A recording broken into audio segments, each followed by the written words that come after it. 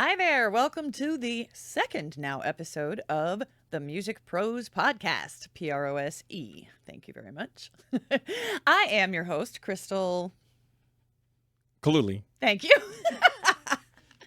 We just discussed. I like how you say my name. You should say my name. I am Crystal Kaluli. There it is. Broadcasting from sunny Brea, California, Studio 770. This beautiful blueberry suite kind of makes me hungry looking at all these blueberries, huh, Cori? So today I am sitting here, as you can see, with my first ever guest. I'm so excited about this one. I mentioned him in my introductory episode as a friend of mine who had hooked me up with a pretty sweet gig. And we'll get to that in a little bit. So let me introduce to you Cori Jacobs. Woo! We need an applause. Thank you very sound much. effect thingy. Thank you very much. OneMasterFader.com. The number one. The number one. Because you're number one. Right. Because there's only one master fader. There's only one. All the other faders don't Just matter. be careful how you say master fader. Right. there are puns that There can be are. intended. So let's Right. enunciate properly, Yeah. shall we? Mm-hmm. Yes. Enunciate the F. Like, what the F? Oh my gosh. Yes. Like Yeah. Thank you. My cute little mug. If you can read this, thank your music teacher. Thank your music teacher. And if you can't read this, there are theory class near you. That's right. I actually love teaching theory. Really? I know that sounds crazy, right? But I do. I actually enjoy. I have a course on my website that teaches basic theory, funk. Nice. But I think theory is necessary. Although, with the chord packs that are coming out, they're marketing. You don't need to know theory. Oh, All yes, you need to well, know is this does it for you. So. Yeah. But Well, that's a topic for later. 'Cause okay. Right. There are a lot of things coming out that are making things a little bit scary for us actual live musicians. Yeah. Right. You're right. But let's talk about you first. I want to know a little more about Cori. My first episode was all about Crystal's upbringing and background and family crap. So I want to talk about Cori now. So what was your first ever musical experience? What was your first instrument, first musical experience?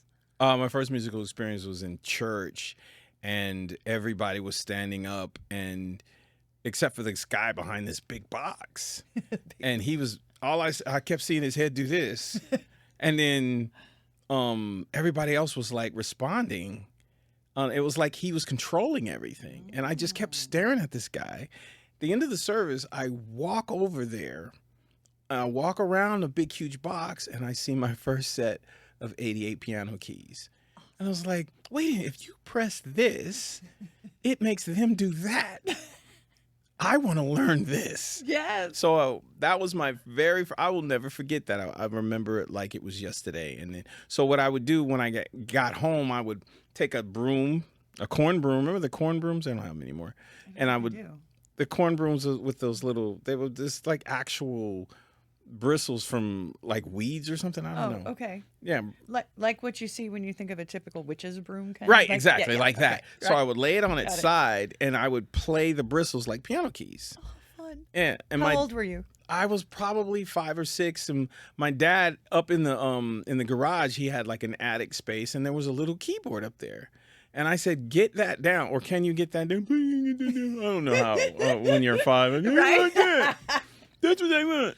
And he brought it down, and I played it to death. And, Awesome. And then Did you have lessons, or did you no, just picked it up all and started self-taught. playing? Because all the musicians in church, what I was going, no one could read. Right, There right. was no theory. It's a black church, but they best musicians until this day. Like theory is like taboo in the black churches. But Interesting.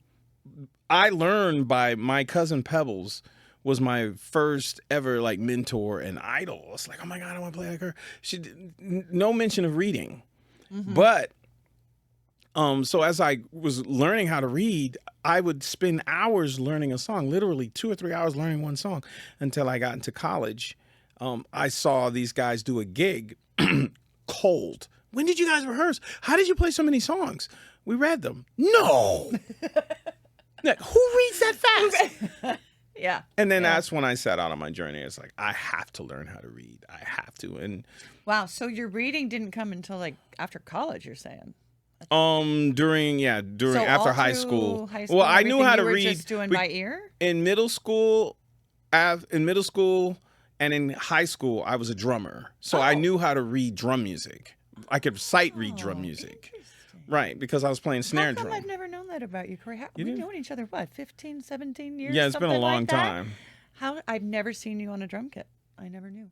Yeah, well, you may. See, look at that, folks. You learn something new every damn day, right? Well, the only reason I started out with drums is because drumsticks were only $5. Yeah. And my mom was like, "Oh, okay, I'll buy you a pair of sticks." So Oh, I there got you sticks go. and a practice pad and learned how to play like traditional match. And then I was taught in high school by a couple of former Blue Devils, Concord Blue Devils, and boy, they let us hear some stuff. The 86, 87 Blue Devils were at 10 snare drums that sounded like one. Wow. Nick and Bill Dees, I gotta shout them out. Rest in peace. I think Bill. No, Nick. Rest in peace, Nick. Yeah, so that was my first musical experience. Awesome. Okay. So your family then was pretty supportive because Yeah, they my dad. got you the sticks and the keyboard and all that fun stuff. Yeah, they saw that it occupied me and it kept me out of trouble, and I would come home and I would spend every day after school at length just beating on the backs of shoes. Oh man. Yeah. I'm laughing because I said the exact same thing about my mom starting me at violin lessons when I was 5 years old. It was basically to keep me out of trouble, give me something to do and occupy my time. And the times were different when you and I were young. that was when mountains were Right. flat. I mean, we didn't have the cell phones, the computers that everybody. There was no carried. social There was media. No such thing. No. Yeah. At So all. we had to find other ways We had to to occupy yeah. our time. Yeah. Yeah. That's Yeah. awesome. Yeah. Don't think I've ever heard of flat mountains. I don't think. Oh, when I was born was back when mountains were flat. You know how many years it takes for a mountain to become a mountain? Well, okay, let's not get into geology. That's a whole other subject. Because I thought actually mountains came from like the sea level lowering and then, but anyway, let's get back to music. Well, you know what? You could take that someplace else, but I'm not going to. All right, so your family was supportive. That's awesome. Yeah.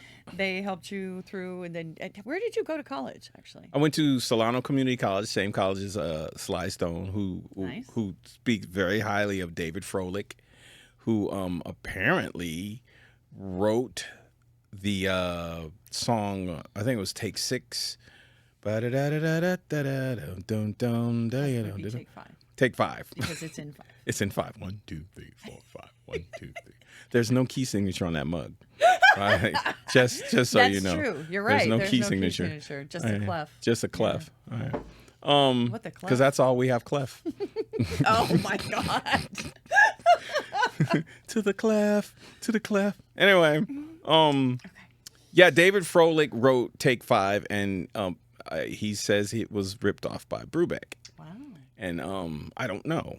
I don't know. I don't know, but that's what he says. But I'm not here to make enemies, but Sly really talked highly about casting aspersions. right music theory and admonished Sly for his music theory work. But Solano Community College was where I went to college and learned. And did you study music? That was Yeah, your major? that was my major in music, and that was where I learned. We had a 3-hour band ensemble, and that was when I saw these guys that were just sitting there pulling up charts and playing them. I'm like, and I was baffled. I'm like, how do you know all that?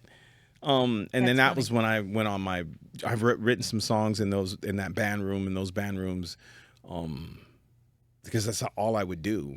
Awesome. See, that's backwards for me. I actually started out learning to read music. My first instrument, like I said, was violin. Started violin lessons when I was like 4 years old. Still can't believe my mom got me to focus at that age. But and then piano. She played piano, so there was always a piano in the house, and so there was always music. And I actually, when she passed several years ago, all I wanted was her sheet music collection. So I got hold of it. Oh Oh, that's so I wanted cool. the sheet music. But so my piano teacher was actually very strict, very classical. You play the notes on the page the way they're written, right? And I had to teach myself how to just read a chord chart because that was foreign to me. So we did opposites. We did, because I learned chord charts and then, then the theory.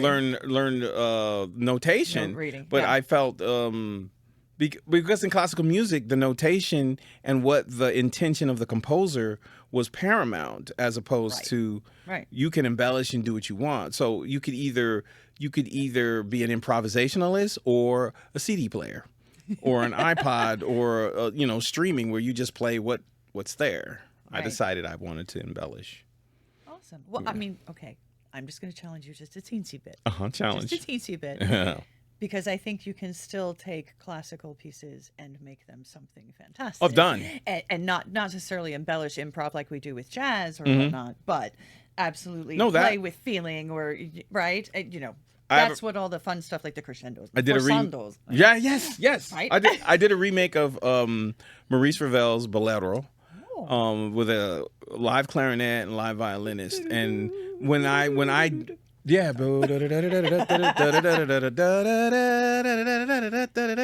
brilliant 14-minute song. 14 minutes. But it was all, I was like, wait a minute, these are all major chords, and he just took the melody and regurgitated it and regurgitated it again, and I was like, you sucker. But that's Variations on a theme, but they all did that. Beethoven and Bach and the whole they right? knew the So- fundamentals. But they did, And right? so, but theory isn't really that hard. No, it's not. Not to me. It's I love it. I'm like, oh, now I know what I'm playing. Right, And when I I enjoy learn it. when I learn theory, I would just like, that's what I'm playing. I'm Right. thinking I'm special. And that's why that works, right? Because for me, it's not again, my teacher was very strict and very classical based, but you memorize the notes in the scale, right? The C scale has C, D, E, F, G, A. I'm a why person. I want to know why. Oh, because whole step, half step here, and that's why the D scale has to have a sharp in it, right? Because of those steps. Okay, Whole step, half. right? Whole I step, needed half, whole to step, understand the pattern Right. behind it for me, and that's how I was able to switch into reading the chord chart because it was such a foreign language to me at first, right? Having grown up just reading the notes the way they are. Like, okay, well, how do I know what notes belong in a D major 7 flat 5, whatever, right? So I had to figure it out from the scale tones, and understanding the patterns underneath it really helped make it make sense to me.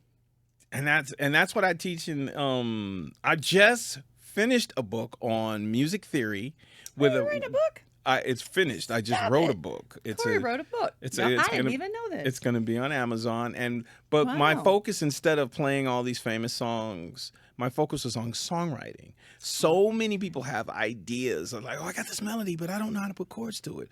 Or they're like, oh, I got these chords, but I don't know how to put a melody to it. That's my Yeah. focus. Is like, I okay, love I'm going to that. show you what the names of these chords are, and there's only there's 12 notes in the there's 12 notes in chromatic scale. There's only 12 notes. Once you know the major, minor scales and their extensions, you can put chords and melodies to anything. Right. And that's what the focus is on this book. Fabulous. Yeah. Where can we find it? It will be on Amazon. Well, it's been edited right now. Being I edited, so it's not can't. out just yet. Okay. Not okay. just yet, yeah. All right, we can't find it yet, but you know what? We're going to end up wanting to have more conversations, so We we'll are. have you back again as soon as the book is out. We'll come Yeah, and- we'll and we'll promote have to that. promote it. Yeah, that's amazing. That's amazing. Yeah, I like that, Crystal. So yeah. cool. You can't get rid of me. I still can't. I've remember tried. How many years? 17 years. Something like that. I Like- can't. I mean, because I want to say it was like 07-ish. Something like that. 07 Yeah. or 8. Yeah. That we met. So we were in a funk and soul cover band first. Mhm. I wish that I had the photo of us that I could have brought. I don't have it printed out. It's on my. And that remember that club we played in Pasadena? I do. South Pasadena. What was it called? I forgot the name of it, but it was right by the Old freeway. Something. Yeah. I remember that. Carmine's. Oh yeah. Right? Yeah, Am I right? yeah. It was I a think it was Carmine's. Carmine's. Yeah. Yeah. Yes, and I have a picture of us from one of those gigs. I do too. Yeah. Well, I do this. I had the Korg Trite when it first came out, and I was just loving that keyboard. Yeah. Yeah. And you're jamming, and I'm singing right at you. Yeah. And we're smiling. Yeah. And I love that about us. We're always happy when we're playing. That's always, right. You can't. And especially playing together. I love playing with you. Yeah. Aw. I know you can't tell, but I'm blushing. Oh, I can tell. All right. So then we went to, well, actually, it's funny. I was about to kind of give up on my dream of being a really professional musician and making my living at it. Right before I got that call from you about that big gig that we did. Yeah. Yes. And it was like, what? The universe has just provided and told. It will send you messages. It does. Yep. And it sent me you. And I called you. And it was interesting that Sly Stone called and he said, I want you to put a band together and I don't want everybody to be black. And I was like, well, I know who the bass player is going to be, and I know who the one of the singers is going to be, and then that was it. That was it. Everybody else has to be black. Okay. Except for when we did Coachella, and we had Right. Gregorico, Cynthia and Jerry, Cynthia, Journey in Peace. Yeah. It was cool because it's like you don't really get to rehearse with somebody who's done music that much justice. Right, I've never in my life rehearsed with someone who played Woodstock. Yeah, I know. That was huge for me too. Oh, Very exciting. And then we do Coachella, which was not the equivalent, but is just as prestigious as Coachella. Yeah. So we put the band together, and the band was so good. I remember he called because remember we had a rehearsal. Oh no, this is before you got in. We had a rehearsal with Novena and his daughter. Novena is Sly's daughter. Novena and the rest of the band. Mm-hmm. And Sly had me wear these shades with a camera on them. Oh, fun. And I turned it on and I was looking around while we were rehearsing. I put the rehearsal on a CD. Okay. And sent him the video and put the tape. I have not heard this gave story, him this. folks. Oh, you haven't heard this? I have not heard this story. This I is gave new to me. gave him the Okay. CD, and he called me, and he said, and I quote, "Boy, you's a bad." Oh my yeah, he was. I mean, tears to my eyes because someone like that is one thing about those cats. Sure. They do not hold back. You're talking about Right. the inventor of the style of music that we want to play, that we want to do, and for him to say that, it was. I was just like, okay, I can leave now, and then, you know, right. It's a huge like justification of everything, all the work you've put in, right? And the validation of you and of Jesse Stern, who play bass, the two non-blacks. I guess you could call them tokens. Once you. Yeah, I'm the TWC. token whites, but honorary, Token white chick. both honorary. You just look white. You just like she's just light skinned. She's light skinned. Jesse too. I was talking about my friend Alex earlier, and she used to call me her vanilla dipped sister. She said, "You just vanilla dipped." But to be, to me, it's the equivalent of being. I remember I was in a Latin band and I played New Year's. And I go, I was just going to play New Year's. And I get to the gig, and there are congas and a upright bass. And I go, oh, this is real Latin. Wow. There was no kit in it and horns. Interesting. I was, oh, my God. I did not do just that gig. They called me back for another gig. That's acceptance. Yes, I could see, yes, oh, you yes, sub. yes. Thank you. We'll call you. And you never hear from it. But I called. Oh, my God. When you get the call back. When you get the call back, that you know you is fit in and- you're yeah. accepted. It's like Right. I'm not Latino, but just to be accepted, it was just like it warmed my heart. Oh, 100%. Yeah, so it's Absolutely. I feel the same way. I was just beyond thrilled and honored to be in Sly's band and with you guys and accepted by the caliber of musicians. And I don't know if if you were there for this conversation, but Sly at one point actually said to me that I reminded him of Janice, only sweeter. Do you He said know my how voice big of a compliment that is? Oh, yes, I know. He's Yes, talking I about because Janis this Joplin. Son of a bitch, he knew her. I Knew her, hung out with her. My mind just. What?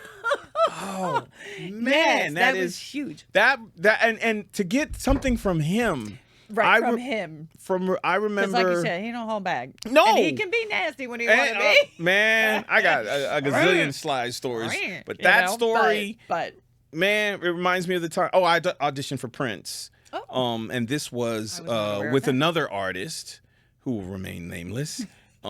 Prince had sent a crew to record us at the Whiskey. Okay. And they videotaped. It was my worst gig. It was really bad. And then they sent him the tape, and him, I believe, Prince, either Terry and Jimmy or Jimmy, or that whole crew, Maurice, they all watched the video. And the synopsis was that keyboard player is not doing a good job. Because I was having to play and trigger vocals. Trigger background vocals. It wasn't a good gig. And this friend told me, "Oh man, they had jokes on you, dude. It was like you didn't do a good job on the." I was like, "Well, won't be playing with that guy, but I will be playing." And it was a decision I had to make. Do I want to continue music since I'll never play with this guy? Yeah. But shortly after that is when I met Sly. Interesting. Who was a cousin of mine, and I met him through Novena. I called Novena because I was producing another artist, and we were going to do a gig at the Temple Bar. And so me and Novena started. We played at the Temple. We did play at the Temple Bar. Yeah. Me and Novena started chopping it up, and I said, "Yeah, I have a famous cousin," and she said, "Oh yeah, my dad's famous," and it happened to be the same person. Guy. That's awesome. Oh, it was blow away. And so she invited me to a show. I go to the show, and they break into If You Want Me to Stay. And they said, "Do we have any volunteers to come up and help us sing it?" On walk Slide to the stage. This is my first time I've ever seen him live. And I was just like, oh. Right. So I after that, she called me and said, "My dad needs help setting up his studio." So I go over there, and then another, 'cause obviously a lot of people know who he is. I forgot the guy's name. He was there. And Sly introduces me to this guy as, "This is my cousin. He plays keyboards like he ain't got no sense." And the guy looks at me, and I'm looking at him like, "You believe that?" And the guy looks at me because he saw the look on my face because I was shocked. And he was like, "That's Sly Stone. And he ain't got to give nobody no credit. So if he says you can play, you can play." Right. So that overrode the Prince, that keyboard player is not doing. That overrode that. Sure. You know what? That's interesting because that brings me into a topic that I kind of actually wanted to discuss, which is how do you handle, right, the rejection or the hurt and keep yourself mentally healthy, sane? How do you come down or back, I should say, bounce back after something like that, and after having a big gig and then not having that anymore, right? When that ends, how do you keep the fire burning and keep yourself going? I think it was when you feel that type of rejection, you go back to make sure that music still does to you what it did when you started, because no one starts famous. Right. We all go, "Oh, just doing this makes me feel happy." And how Yes, it makes us happy. It has to make us happy, right? That's the most important thing. If it doesn't make us happy, but it's the only thing for me that makes me happy. And most people ask you, would you do it for free? And if I'm not going to play for Prince, or if I'm not going to play for Janet or Michael, I'll do it for free. You know, I was just rejected by one of the biggest stars in the world. I know people who've been rejected by Rihanna's people. I've known people who've been rejected by everybody, but Yeah, we've all had those stories. But you know, I was like, okay, I'll just do it. I'm gonna do it. I can't not do it. So that's how you stay sane. Is like, it still gives me what I need. It still fulfills my soul at the most micro element of existence. Right. I love that. I often say that music is for me. It's kind of like that toxic relationship Mm. in a way that you know is going to be bad for you, but it's just so good and you can't stay away, right? There's this euphoria that comes with it, even though you know it's going to make life hard. Like, oh man, it is a hard life sometimes. It is a hard It's a life. very hard life because a lot of musicians know how to circumvent it. Like, what do you know that joke? What do you call a musician without a girlfriend? Mm. Homeless. You're homeless. Shoot, is that what I'm doing wrong? I need It's to get like a girlfriend. yeah, you need to do that, Crystal. I'm not homeless. Though. I'm not Sell homeless tickets. yet. And then We don't want to get into rent prices, but for yeah, now I'm still managing. I'm not. you homeless know yet, I know it's gonna be. I mean, there are times after those gigs, after playing, you got to do something. There are musicians who they go on these big gigs, and when the big gigs are done, they come back and they do these small gigs. They do the bars and the restaurants and the small Weddings productions and the and weddings sure, and yeah. just to keep it in until the big gig comes. Now, after COVID shut everything down, you got to C do word. DoorDash, you got to drive Lyft, you got to do. And then another gig will call you, and then you go, oh, okay, I'm going out. Then you come back. So it's this kind of like a balancing thing where it's like, I'm going to do this regardless. Right. It's your passion. It's in your soul, and you can't live without it. At least for me. And then, can we talk about having friends and relationships like you and I do? Right. I got the Sly call because of you. Mm-hmm.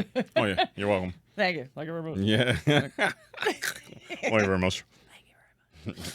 I appreciate you. But like you said, he wanted a white girl that could sing. So and got up there with Rose and Novena and was just knocking it out of the park. It was like, come on. thank you. Come Thank you on. very much. I've got the funk. Right. I've got Right. the Got funk. no complaints.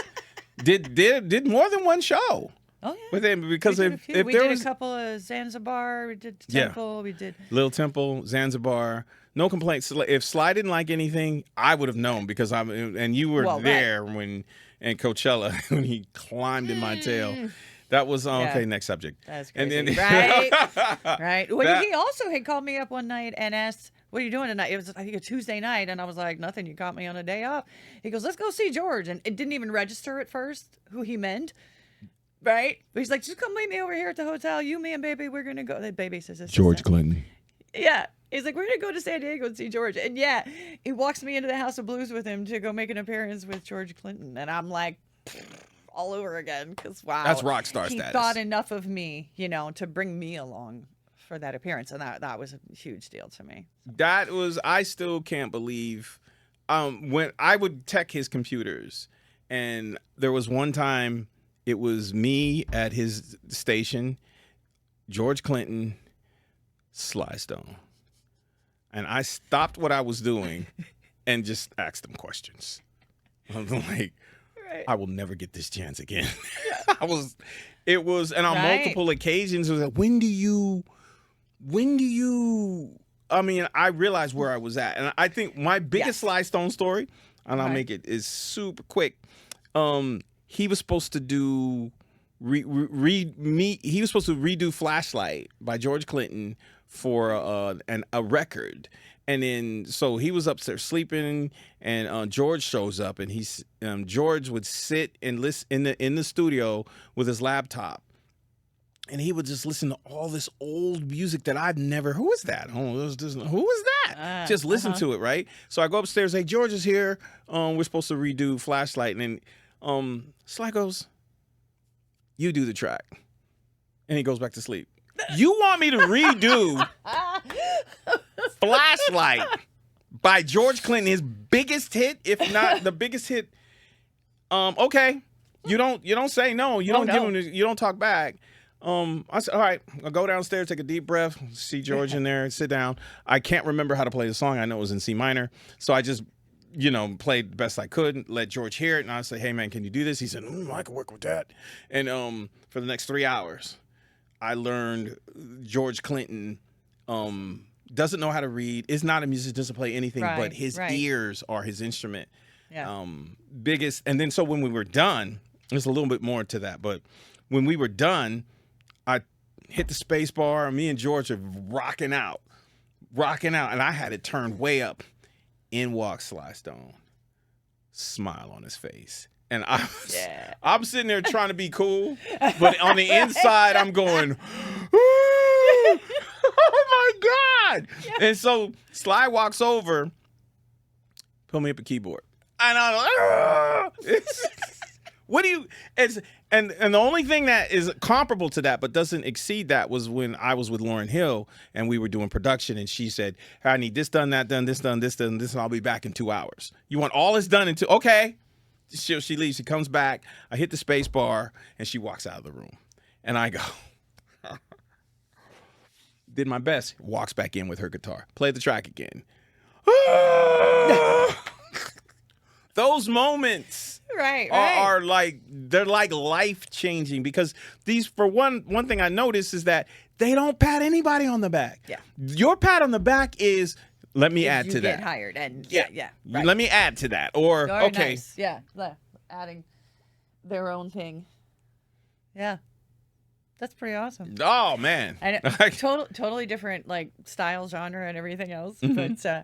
But I was a hair metal fan back in my younger days. I was what? Hair metal? That's hair metal. Oh, hair metal. You know. Oh, like, the big hair in the 80s. Right. The like Louis Cardenas, the drummer. Scorpions and Dokken and all that fun stuff. Right. Yeah. So White Snake. Yeah. Anyway.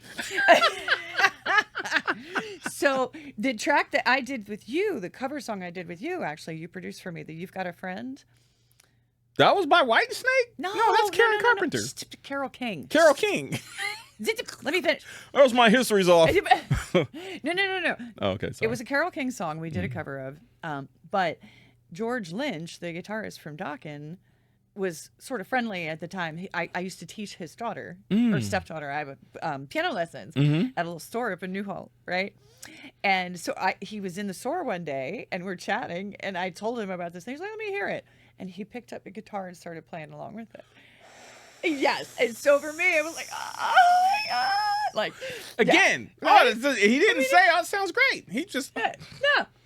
That's what music pulls you in. Right. And it makes you, it validates you because you go, can I fit in this? And then you do fit in and you're like, yeah. You don't think, our peers are not fans. Our peers are our fans. But they're not going to tell you. Right. But, I mean, we're not always, and not everybody is ever going to get the chance like we have to play with some of those big people. How do you keep it, passionate when it's not? For me, it's just a matter of the caliber of players that I play with. And as I've gotten older, I've gotten pickier, obviously. I've said no to gigs, and even if I feel like I might need the money, I'm like, because if I feel like it's going to lower me somehow or my reputation to somebody else's not as great level. Not that I'm saying I'm the end all be all, but I just, I want to play with people who compliment me, and I feel like I compliment. And then I end up with things that are like just Friday night. It was a restaurant gig. It's just me and a jazz pianist and a drummer. So just a little trio. But I mean, every time the three of us play together, at some point during the night, I'm looking at somebody going, damn, right? Like a keyboard player is just jamming, and I'm like, oh, what? That for me is that euphoria when it's elevated. It's weight in gold. That Amen. Just Yeah. It's unbelievable. And I do that, and I've helped people. I remember working with this one artist, and rather than, I said, oh, we'll be done tomorrow, just come back tomorrow. Oh, I'm gonna go to the museum. You're gonna go to the museum? Okay. I'll come by after the museum. Okay. Was just kind of late. Oh, can we move it back an hour? You know what? Take the day off. I'll let you know when I'm available. I'm available. I don't want to work. I feel you. I don't want to. And it was a devastating blow, and I could tell she was very hurt by it. I mean, just like, no. And I was just honest. You're not serious enough. I am doing this for free. I'm helping you out because you want to give back. Sure, absolutely. And if you're not going to show me, you appreciate it. It's like spitting in the face of your professor at school. Mm-hmm. You've paid hundreds of thousands of dollars. It doesn't matter. You still need to show up and don't disrespect the professor, or else this will happen. Yeah. No, you got to show up. Was it Keanu Reeves in one of those movies, right? Half the battle, more than half the battle is just showing up. That's true. Right? You got to show up. Gotta show up. If you just showed up, your stuff would be done. It would sound great. But a lot of people, that's what keeps me in the game. And I see a lot of talent. And I was like, no, I want you. You should stay in the game. But I think the biggest thing I've learned is like, you can't want it more than them themselves. Than they do. And that's what I've learned. Sure. Oh, you don't want it, got to cut you. And that comes from previous experience where I thought I wanted it. If I could want it for so much, it's like a relationship. I need to love you enough for the both of us. Can't do that. No. You got to love yourself enough. Yes. And that's how you stay in the game. That's how, another friend of mine got the Rihanna gig. Nice. But lost the Rihanna gig 2 days later, but then got another big gig. I'm not going to tell you who it is because then everybody will do the deductions, but they know who it is. Got a huge gig and it just changed their life. Awesome. But to your point, this person said, you know what? I've decided I only want big gigs. Soon as she flipped the switch, started getting gigs. Big gigs. It's a mindset. We are our biggest hindrance. Like miracles cannot happen where fear is present. If we did you coin A Course in Miracles. that? Okay. You got to read the book, A Course in Miracles. Did you coin that? No, Or I is did not good? coin All that. right, That you're was A quoting Course in that? Miracles, or The Power of Now by Eckhart Tolle, Okay. or Psycho-Cybernetics, or there's another book called Making Love to God, The Divine Pathway to Sex, it's not about sex. I thought it was. And that's why you I bought opened it? that. That's why I bought it. What? I'm going to get positions nobody got. I opened that book and started reading. It's Thought it was like, a brand new Kama Sutra. it's disappointing. Not that I know anything about it. Kama Sutra. Oh, yeah, you just went there.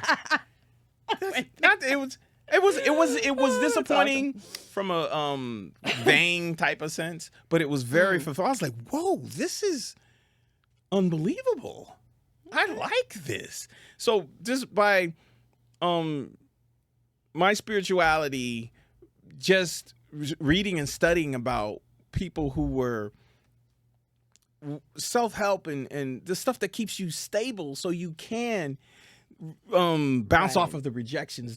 Our life is a conversation with the universe, or whatever you want to call it, whatever your belief system is. You're in a conversation whether you like it or not, and it's showing you things. Right. It's saying, "Oh, this person's going to tell you suck, but this person is going to tell you are amazing." One man's stash is the next man's trash. And then you just listen. Oh, okay, so I learned from this, and I learned from this. It's like, oh, what else is I leave my place going, what is the universe going to bring into my experience right now? How am I going to? What am I attracting? And you will find that you are attracting what's inside of you.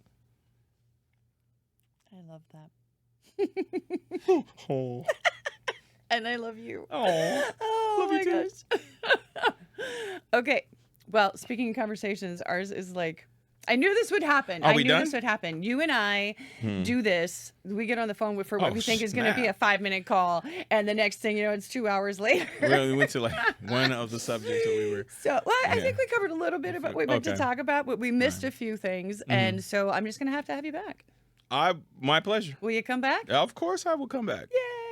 Yay! We'll just keep having lots of conversations. You know what? This is, again, new. This is only the second episode. My first episode was just me talking about me and my little growing up backstory. I didn't really talk about a lot of the gigs that I have done, but that's, I don't have as many big names to throw out as you do.